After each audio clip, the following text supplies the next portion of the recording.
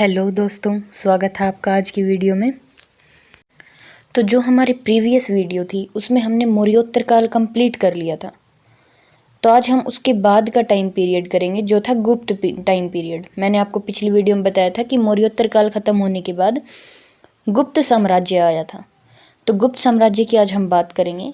तो जो गुप्त टाइम पीरियड था वो था 319 ईस्वी से लेकर 550 ईस्वी तक। ठीक है, अराउंड 200 ईयर्स के आसपास गुप्त साम्राज्य रहा था। और 200 ईयर में जितने भी राजा आए, इंपॉर्टेंट शासक, वो मैं आपको इस वीडियो में बता दूंगी। तो गुप्त साम्राज्य जो था इसका आपको टाइम पीरियड पता चल गया, 319 ईस्वी से 550 ईस्वी तक। 200 नहीं, कम से कम 250, मतलब 250-200 के बीच का टाइम पीरियड था। 200-250 साल तक इन्होंने राज किया था।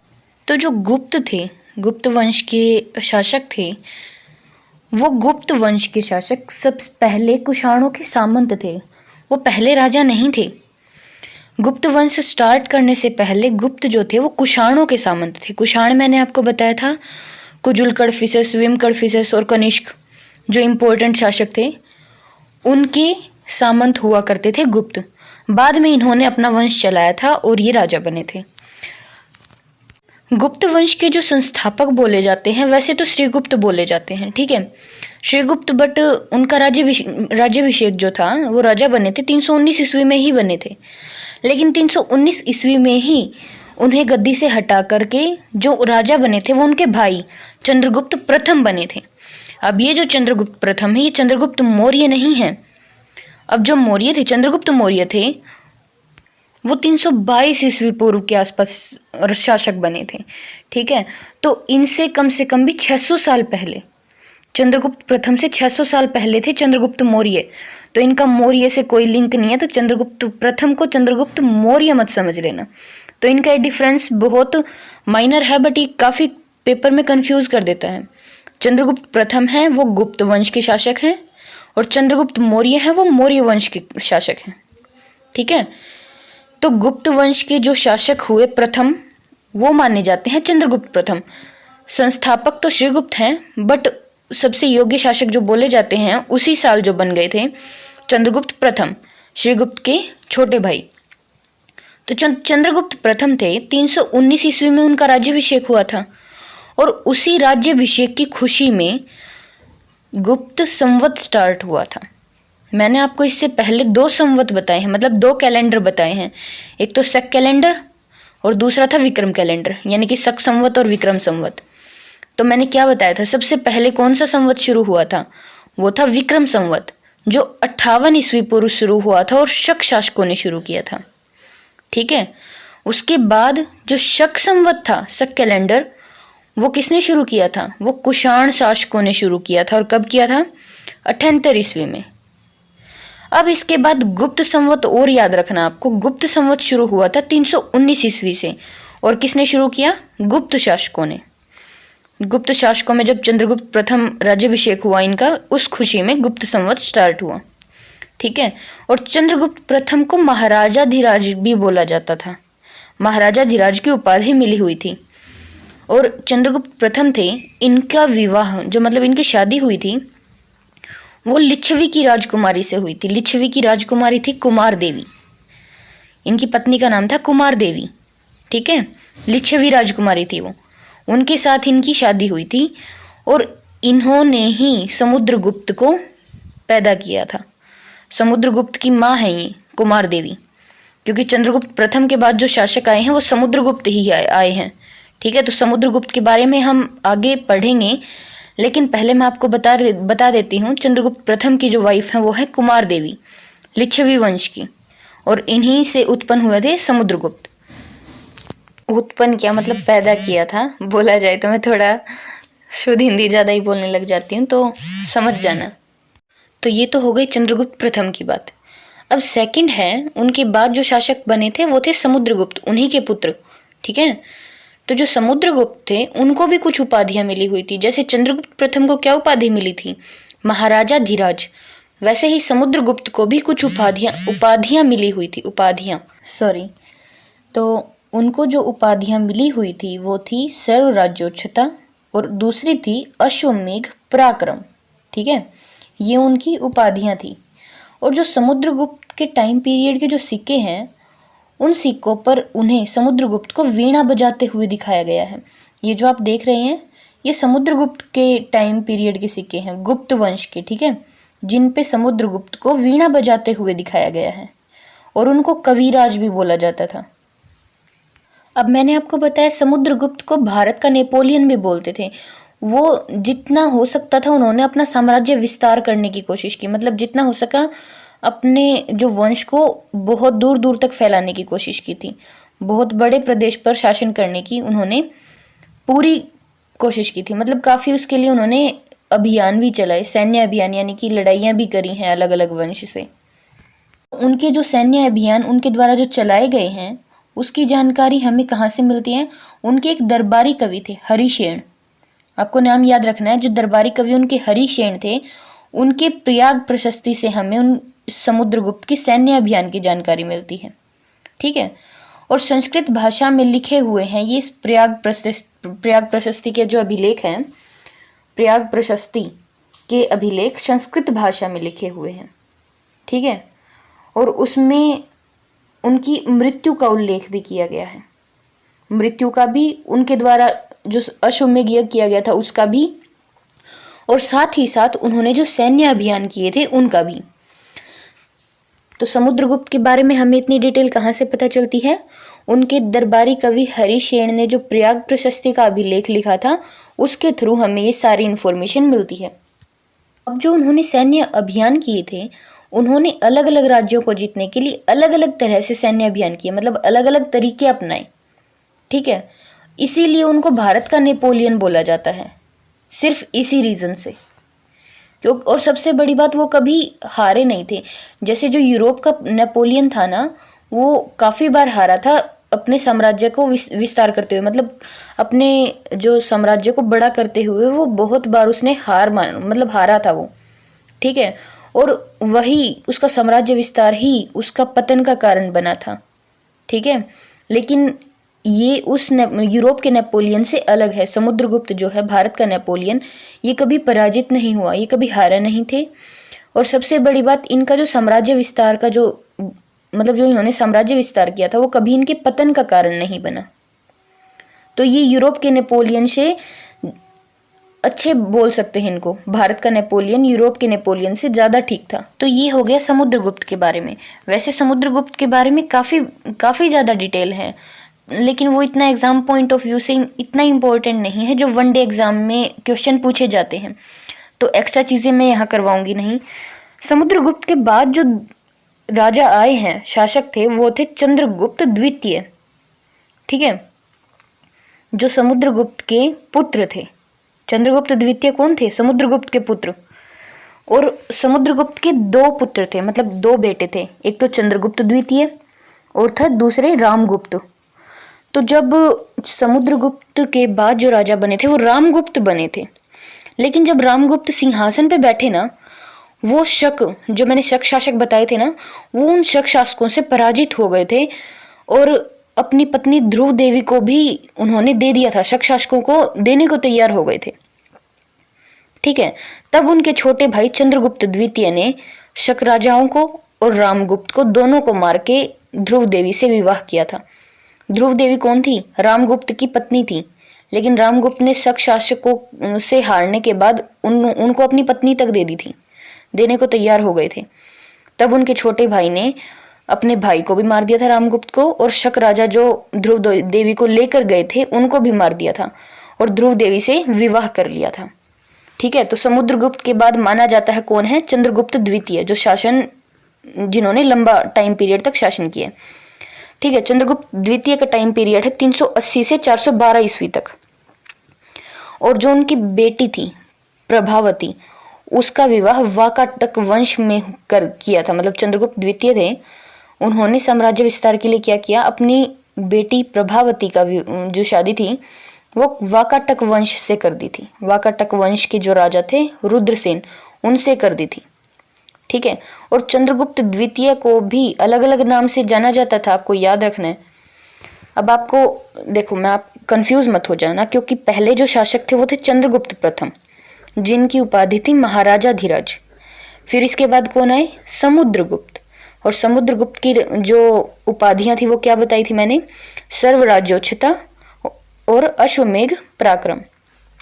समुद्रगुप्त के बाद आए थे चंद्रगुप्त द्वितीय। चंद्रगुप्त द्वितीय को क्या बोला जाता था? विक्रमादित्य। चंद्रगुप्त द्वितीय का दूसरा नाम था विक्रमादित्य, ठीक है। और इनको जो उपाधियां मिली, मतलब इनको अलग अलग नामों से बोला जाता था, जैसे देवर्षि, देवश्री, देवराज, देवगुप्त, ठीक है। किसको बोला जाता था? चंद्रगुप्त द्वितीय को। अब हमारी एंशियंट हिस्ट्री में चंद्रगुप्त नाम से 3 शासक हो चुके हैं। सबसे पहले 322 ईस्वी पूर्व थे चंद्रगुप्त मौर्य, वो अलग हैं मौर्य वंश के। और जो 2 चंद्रगुप्त हैं वो है गुप्त साम्राज्य के।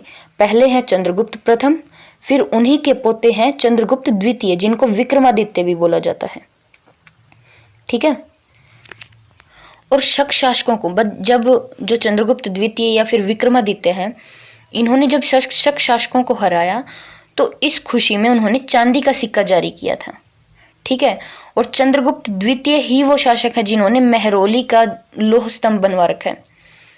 मेहरौली में जो लौह स्तंभ खड़ा है वो चंद्रगुप्त द्वितीय ने बनवाया है। चंद्रगुप्त द्वितीय या फिर इनका दूसरा नाम क्या है? विक्रमादित्य। मैं आपको दोनों नाम इसीलिए बता रही हूँ क्योंकि ऑप्शन में कई बार विक्रमादित्य देते हैं, चंद्रगुप्त द्वितीय नहीं देते। कई बार विक्रमादित्य भी आ जाता है। तो आपको ये दोनों नाम इनके एक ही पर्सन के हैं, आपको याद रखने हैं। और इन्होंने क्या करवाया था? मेहरौली की लौह स्तंभ का निर्माण करवाया था। और जो चंद्रगुप्त द्वितीय हैं, विक्रमादित्य जो है, उनके दरबार में 9 रत्न थे। 9 रत्न मतलब 9 ऐसे विद्वान थे जिनको नवरत्न बोला जाता था। वो 9 रत्न पूछा जाता है, मतलब क्वेश्चन पूछा जाता है, नवरत्न किसके दरबार में थे? तो वो विक्रमादित्य के दरबार में थे या फिर चंद्रगुप्त द्वितीय के दरबार में थे। तो 9 रत्नों में कौन कौन थे? जैसे कालिदास हैं, वराह मिहिर, अमर सिंह, धन्वंतरी। तो ये जो प्रमुख जो 9 रत्न थे वो विक्रमादित्य के दरबार में थे। आई होप आपको याद रहेगा, नवरत्न विक्रमादित्य के दरबार में थे। जैसे कालिदास, धन्वंतरी, वराह मिहिर हो गया, और एक और मैंने आपको बताया अमर सिंह, ठीक है। ऐसे ही चंद्रगुप्त द्वितीय के दरबार में जो चीनी यात्री आए थे, फाहियान, ठीक है। आपको मैं 2 चीनी यात्रियों के नाम मैंने बिल्कुल फर्स्ट लेक्चर में बताया था, 3 बताए थे वैसे, ठीक है, बट 2 सबसे इंपॉर्टेंट है। एक तो फाहियान है और एक ह्वेनसांग है। फाहियान और ह्वेनसांग। तो जो फाहियान थे वो पहले आए थे गुप्त टाइम पीरियड में, विक्रमादित्य के टाइम में, ठीक है। विक्रमादित्य के दरबार में आए थे चीनी यात्री फाहियान, जो लगभग 399 से लेके 414 ईस्वी तक यहाँ रहे थे। अराउंड 15 साल के करीब वो यहाँ मतलब भारत में रहे थे, 399 से 414 ईस्वी पूर्व तक, ठीक है। और जो ह्वेनसांग मैं बताती हूँ ना, ह्वेनसांग से आप याद रख सकते हैं, ह्वेनसांग जो शुरू होता है वो है से शुरू होता है, ठीक है। जो ह्वेनसांग का नाम है, ह्वेनसांग का नाम है, वो है से शुरू होता है। तो है जो ह्वेनसांग है वो भी जिस राजा का नाम है से शुरू होता है उसी के मतलब उसी के दरबार में आए थे। और है से शुरू होता है हर्षवर्धन। उनके बारे में डिटेलिंग मैं आपको बाद में बताऊंगी। अभी सिर्फ इन 2 चीनी यात्रियों को बता रही हूँ ये किसके दरबार में आए थे। ये क्वेश्चन पूछे गए हैं इसी वजह से। तो इस ट्रिक को मैंने किया था। जैसे ह्वेनसांग है वो है से शुरू होता है, तो ये है वाला है के दरबार में ही आया था, हर्षवर्धन के दरबार में। और दूसरा फाहियान, ये आपको याद करना पड़ेगा, फाहियान आए थे विक्रमादित्य के दरबार में, यानी कि चंद्रगुप्त द्वितीय के दरबार में, ठीक है। और 15 साल यहाँ रहे थे। और ये किस टाइम आए थे? 399 ईस्वी में आए थे फाहियान। 399 ईस्वी में भारत आए थे। और साथ ही साथ मैं इसी लेक्चर में आपको ये भी बता देती हूँ, ये जो 2 चीनी यात्री हैं, इन्हीं की 2 प्रसिद्ध पुस्तकें हैं, उनके नाम भी याद रख लीजिए। जो फाहियान की जो पुस्तक है, मतलब जो ग्रंथ है, वो है फो क्यों की, ठीक है। फै से शुरू हो रहा है ना फाहियान, उनकी बुक भी फै से ही शुरू होती है, फो क्यों की, ठीक है। और जो ह्वेनसांग है, ह्वेनसांग की पुस्तक का नाम है सी यू की, ठीक है। इजी नाम है, आराम से याद हो जाएंगे। फाहियान की पुस्तक का नाम है फो क्यों की और ह्वेनसांग की पुस्तक का नाम है सी यू की, ठीक है। अब जो चंद्रगुप्त द्वितीय थे, विक्रमादित्य, उनके बाद उनके पुत्र आए, शासक जो बने उनके पुत्र बने और वो थे कुमारगुप्त प्रथम। काफ़ी सिमिलर नाम है, बट आप एक बार आराम से, अगर एक बार समझ ना आए तो दूसरी बार आप देख सकते हैं इस वीडियो को, ताकि आपको ये अच्छे से हो जाए, अच्छे से रिवाइज हो जाए। क्योंकि एक बार अगर आप इनमें कंफ्यूज हो गए तो क्वेश्चन गलत हो जाएंगे पेपर में। तो आप इसको 2-3 बार एक बार वीडियो को बैक करके देखेंगे, आपको समझ आ जाएंगे। चंद्रगुप्त द्वितीय के पुत्र हैं कुमारगुप्त प्रथम, ठीक है। और इन्होंने जो मतलब शासन किया था वो 415 ईस्वी से लेकर 454 ईस्वी तक मतलब शासन किया था, ठीक है, राजा रहे थे वो। और गुप्त वंश के सिर्फ 2 ऐसे शासक हैं जिन्होंने अश्वमेध यज्ञ किया है। पहले तो थे समुद्रगुप्त, ठीक है। कुमारगुप्त के क्या लगे, वो कुमारगुप्त के दादा लगे ना। चंद्रगुप्त द्वितीय उन्हीं के पुत्र थे समुद्रगुप्त के, तो कुमारगुप्त के दादा हुए। तो समुद्रगुप्त ने और उनके पोते कुमारगुप्त ने, इन दोनों ने अश्वमेध यज्ञ किए थे, ठीक है। पहले शासक थे समुद्रगुप्त और दूसरा थे कुमारगुप्त प्रथम, जिन्होंने अश्वमेध यज्ञ किया था। कुमारगुप्त प्रथम ने ही नालंदा महाविहार की स्थापना की थी, ये आपको याद रखना है। जो नालंदा मतलब नालंदा विश्वविद्यालय है ना, वो कुमारगुप्त प्रथम ने बनवाया है, ठीक है। गुप्त वंश के शासक है कुमारगुप्त प्रथम। इससे ज़्यादा आपको कुमारगुप्त प्रथम के बारे में ज़्यादा करना नहीं है, सिर्फ उन्होंने ये याद रखना उन्होंने एक अश्वमेध यज्ञ किया था और नालंदा विश्वविद्यालय की, ठीक है, नालंदा विश्वविद्यालय की स्थापना की थी। और एक चीज़ आपको याद रखनी है, जो कुमारगुप्त थे ना, उनके दरबारी थे वत्स भट्टी, आपको नाम याद नहीं रखना, उनके दरबार में ही थे। उन्होंने मंदसौर अभिलेख की रचना की थी, ठीक है। मंदसौर अभिलेख की रचना पूछी जाती है किस शासक के काल में हुई थी, वो थे कुमारगुप्त प्रथम। उनके काल में मंदसौर अभिलेख की रचना हुई थी, ठीक है। अब नेक्स्ट आ जाता है कुमारगुप्त प्रथम के बाद शासक बने थे उनके पुत्र स्कंदगुप्त। स्कंदगुप्त का नाम कुमारादित्य भी बोला जाता है। कुमारादित्य कैसे, कुमार प्लस आदित्य, आदित्य का मतलब होता है बेटा, तो कुमार का बेटा, कुमारगुप्त का बेटा है वो कुमारादित्य बोला जाता है। वैसे इनका नाम स्कंदगुप्त था, स्कंदगुप्त से याद रखना है। कुमारगुप्त प्रथम के बाद शासक बने हैं स्कंदगुप्त, और इनका दूसरा नाम था कुमारादित्य, ठीक है। और इन्हीं के टाइम पीरियड में, स्कंदगुप्त के टाइम पीरियड में ही हूणों का आक्रमण हुआ था। मतलब जो स्टार्ट हुआ था ना, हूणों का आक्रमण स्टार्ट हुआ था, वो स्कंदगुप्त के टाइम में हुआ था। और स्कंदगुप्त के जूनागढ़ अभिलेख में हूणों की पराजय का भी जिक्र कर रखा है। मतलब स्कंदगुप्त के जूनागढ़ अभिलेख हैं, उनमें हूणों की हार जो हुई थी उसका भी जिक्र किया हुआ है, ठीक है। लेकिन उसी के अंदर एक और अभिलेख है जिसमें हूणों के साथ केवल युद्ध का वर्णन है, परिणाम का नहीं। मतलब ये नहीं बता रखा कौन जीता या कौन हारा। खैर आपको इतना याद नहीं रखना, आपको सिर्फ ये याद रखना हूणों का जो फर्स्ट आक्रमण था वो कब स्टार्ट हुआ, स्कंदगुप्त के टाइम पीरियड में, ठीक है। और इसकी जानकारी हमें किससे मिलती है, जानकारी जूनागढ़ अभिलेख से, ठीक है। अब जो गुप्त हैं, उन गुप्त में जितने भी इम्पोर्टेंट राजा थे ना, वो यही थे। इसके बाद और राजा भी आए हैं, और भी शासक बने, बट वो इतने इम्पोर्टेंट नहीं माने जाते, तो उनके बारे में इतना कुछ भी आपको याद नहीं करना। आपको सिर्फ ये जो शासक मैंने बताए हैं इनसे रिलेटेड डिटेल याद रखना। और गुप्त वंश के एक लास्ट शासक थे विष्णुगुप्त, इनका नाम याद रखना, क्योंकि लास्ट और फर्स्ट पूछा जाता है, मतलब प्रथम शासक और अंतिम शासक पूछ लिया जाता है। तो अंतिम गुप्त शासक थे विष्णुगुप्त। और जो गुप्त थे ना, उनकी राजकीय भाषा थी संस्कृत, ये भी आपको याद रखना है, ठीक है। गुप्त की राजकीय भाषा संस्कृत थी। तो ये हो गए हमारे इम्पोर्टेंट जितने भी शासक थे गुप्त साम्राज्य के, ठीक है। अब हम गुप्तकालीन जो एडमिनिस्ट्रेशन था, गुप्तकालीन प्रशासन था, उसके बारे में देख लेते हैं, ठीक है। गुप्तकालीन प्रशासन में भी जैसे न्यायाधीश को दंडनायक बोलते थे, सेना नायक होता था जो उसको बोलते थे महाबलाधिकृत, विदेश मंत्री को संधि विग्रहिक, तो ऐसे अधिकारी भी थे उस टाइम में, ठीक है। जैसे मैंने आपको मौर्य टाइम पीरियड में बताया था वैसे ही इसमें भी थे, ठीक है। लेकिन इस टाइम पीरियड में जो अधिकारी ये थे ना, इनके पद वंशानुगत नहीं थे, मतलब वंशानुगत होने लगे थे।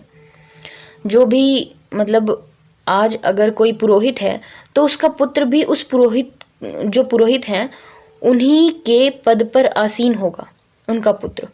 तो ये वंशानुगत हो गया था, मतलब पिता की जगह बेटा जगह ले लेगा बाद में, ठीक है।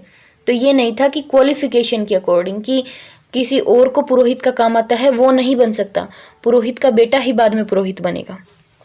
राजा का बोल रही हूँ मैं, आप ये मत सोचना नॉर्मली, नहीं, जो राजा का एक मेन पुरोहित होता है उसकी बात कर रही हूँ। अगर उसका कोई एक मेन पुरोहित है राजा का, ठीक है, तो उसके बाद अगर कोई पुरोहित बनेगा तो वो उस पुरोहित का पुत्र ही होगा, कोई और पुरोहित के पद पर नहीं आ सकता। तो ये वंशानुगत हो गया था, इसको वंशानुगत बोलते हैं, पिता की जगह पुत्र का आना।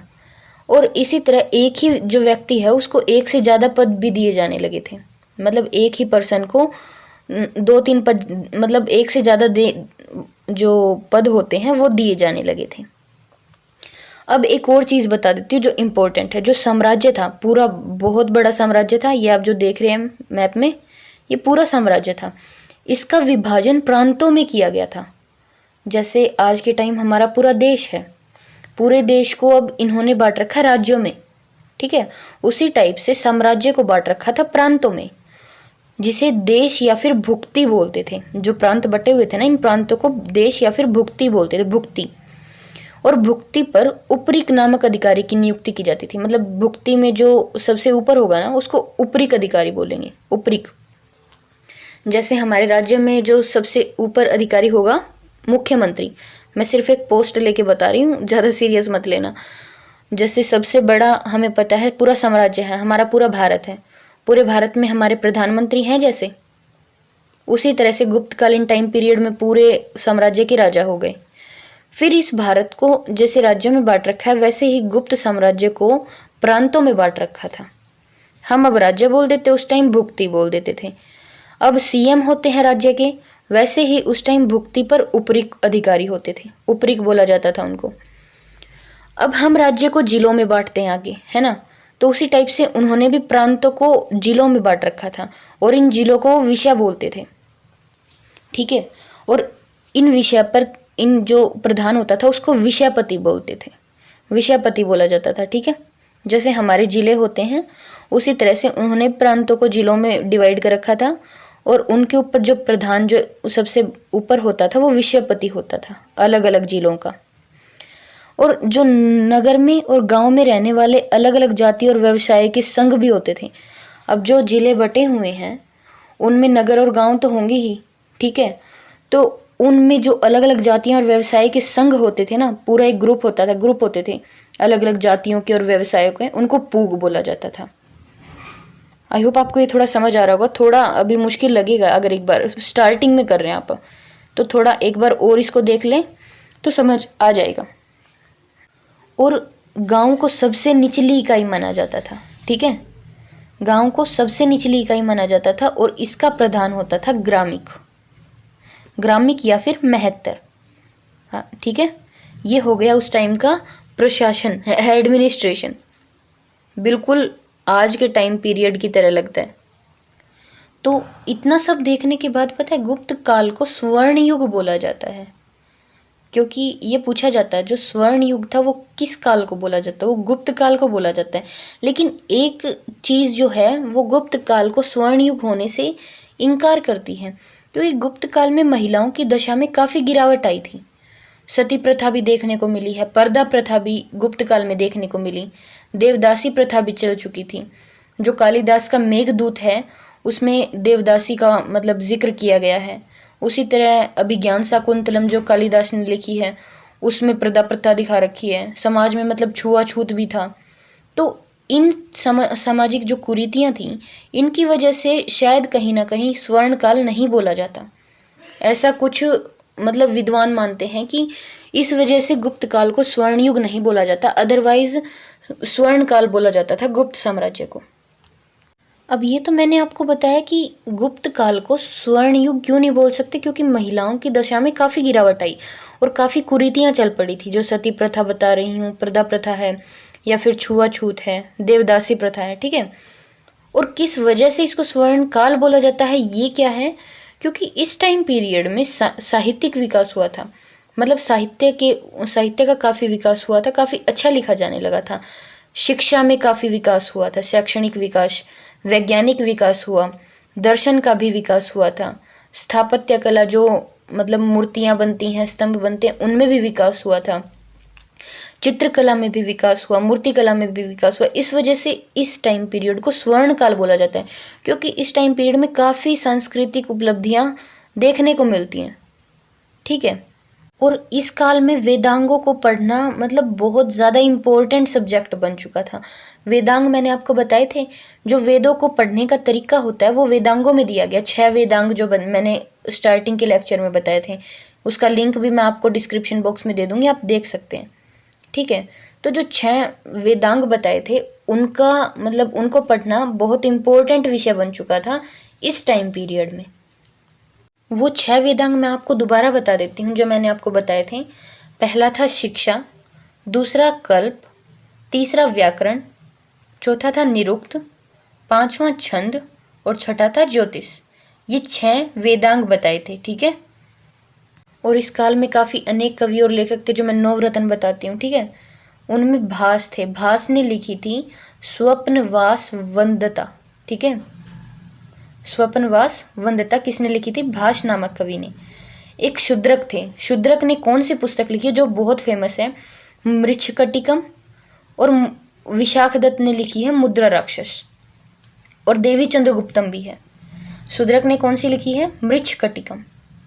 ठीक है। और विशाखदत्त ने लिखी है मुद्रा राक्षस और देवी चंद्रगुप्तम। वो इन्हीं के टाइम पीरियड में लिखी गई हैं, गुप्त टाइम पीरियड में ही।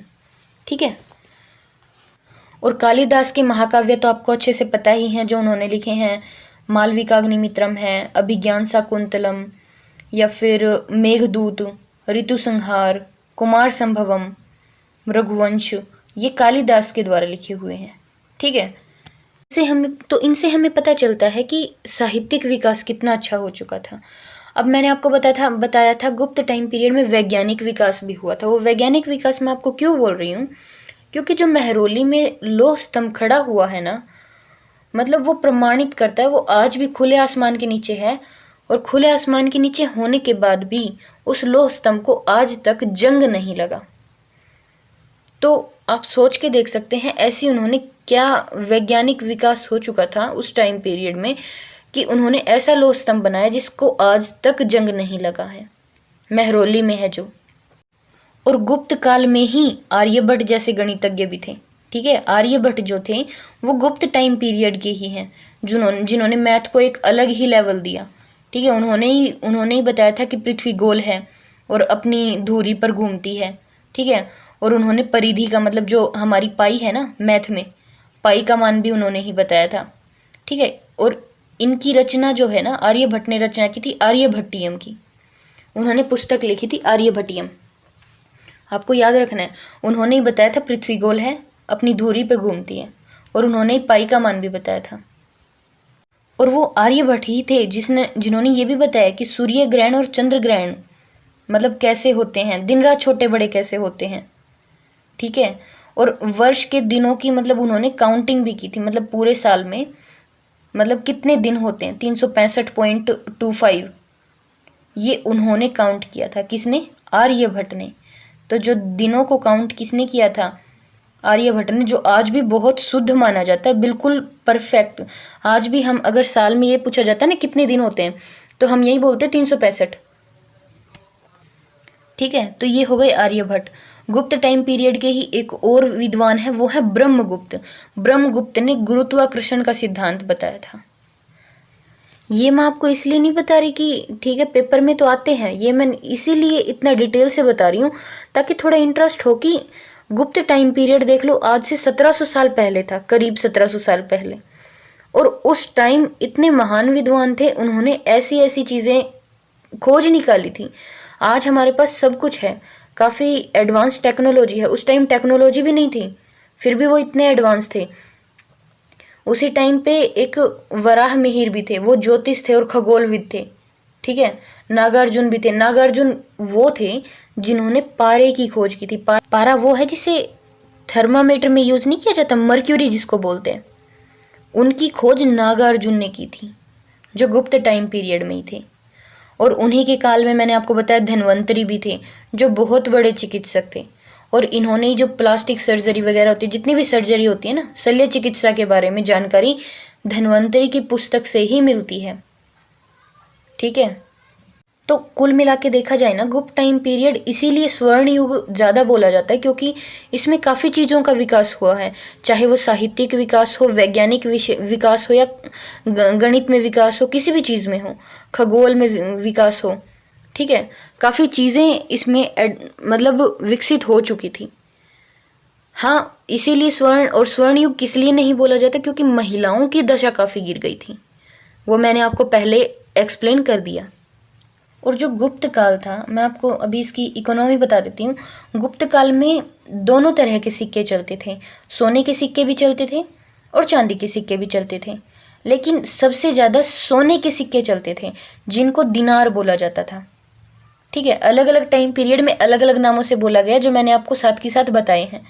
गुप्त टाइम पीरियड में सोने के सिक्कों को, स्वर्ण मुद्राओं को बोला जाता था दिनार, और चांदी के सिक्कों को बोला जाता था रुपये का। ठीक है, और सबसे बड़ी चीज़, आपको एक और चीज़ बता दूँ, गुप्त टाइम पीरियड में षड दर्शन का मतलब षड दर्शन की उत्पत्ति हुई थी। षड दर्शन का मतलब है 6 दर्शन। मैंने आपको बताया ना दर्शन का भी विकास हुआ है, वो दर्शन की बात अब मैं बता देती हूँ। षड दर्शन की उत्पत्ति गुप्त टाइम पीरियड में हुई है। षड दर्शन कौन कौन से हैं? 6 दर्शन जिनको बोलते हैं। पहला है सांख्य दर्शन। सांख्य दर्शन की रचना की है कपिल ने। षड दर्शन में सेकंड है योग। योग की जो उत्पत्ति मतलब योग की रचना की है पतंजलि ने। ठीक है, इसके जो प्रवर्तक हैं वो पतंजलि हैं। थर्ड है न्याय दर्शन। न्याय दर्शन जो है इसकी रचना की है गौतम ने। ठीक है, फोर्थ है वैशेषिक दर्शन की उत्पत्ति हुई है उलुक कणाद ने की है। मैं आपको इनके नाम इसलिए बता रही हूँ क्योंकि पूछ लिया जाता है, ये षड दर्शन नहीं पूछे जाते, इनमें से एक उठा लेंगे कि योग जो षड दर्शन का एक पार्ट है योग, इसकी उत्पत्ति किसने की है, या फिर वैशेषिक दर्शन की उत्पत्ति किसने की है। तो वैशेषिक दर्शन की उत्पत्ति की है उलुक कणाद ने। उलुक कणाद। फिफ्थ है हमारे मीमांसा की उत्पत्ति की है जैमिनी ने। ठीक है, मीमांसा की उत्पत्ति किसने की है? जैमिनी ने। नेक्स्ट है उत्तर मीमांसा, जो ये लास्ट है ना, उत्तर मीमांसा वेदांत, और इसकी रचना की है बादरायण ने। तो ये हो गई हमारे षड दर्शन। अब शिक्षा व्यवस्था बताती हूँ। गुप्त टाइम पीरियड में मैंने आपको बताया था जो कुमार गुप्त थे ना, उन्होंने नालंदा विश्वविद्यालय की स्थापना की थी। ठीक है, कुमार गुप्त प्रथम जो थे। तो जो नालंदा विश्वविद्यालय था ना, इसमें पढ़ने के लिए बहुत दूर दूर से अलग अलग देशों से लोग आते थे। जावा, चीन, कोरिया, यहाँ से लोग पढ़ने आते थे। तो ये बहुत बड़ा केंद्र था। यहाँ कम से कम भी लगभग 10,000 विद्यार्थी शिक्षा प्राप्त करते थे। ठीक है, तो सबसे बड़ी बात, यहाँ के जो टीचर थे ना, जो पढ़ाने वाले थे, विद्वान थे, वो बहुत ज़्यादा फेमस थे। इसीलिए यहाँ बहुत अलग अलग देशों से पढ़ने के लिए लोग आते थे। और सबसे बड़ी बात, यहाँ जो खाना था, रहना था, सब कुछ फ्री था, क्योंकि जो बड़े व्यापारी और राजा होते थे वो वहाँ दान देते थे बड़ी मात्रा में। इसीलिए जो बाहर से आने वाले मतलब जो बाहर से शिक्षा लेने के लिए आते थे, उनके लिए यहाँ सब कुछ फ्री होता था, रहना, खाना और शिक्षा। और शिक्षा प्राप्त करने के बाद जब वो अपने अपने देशों में जाते थे तो भारतीय संस्कृति का भी प्रचार करते थे। तो इस तरह देखा जाए तो नालंदा विश्वविद्यालय से जो पढ़ने के बाद भारतीय संस्कृति दूर दूर तक फैली थी गुप्त टाइम पीरियड में। ठीक है, तो ये हमारा हो गया गुप्तकालीन साम्राज्य। अब इसमें थोड़ा धर्म का और बता देती हूँ। जो मंदिर बनाने की कला थी ना, वो गुप्त टाइम पीरियड से शुरू हुई थी। मतलब मंदिरों की कला, मैं आपको इसका अलग से एक लेक्चर बनाऊंगी आर्ट एंड कल्चर में।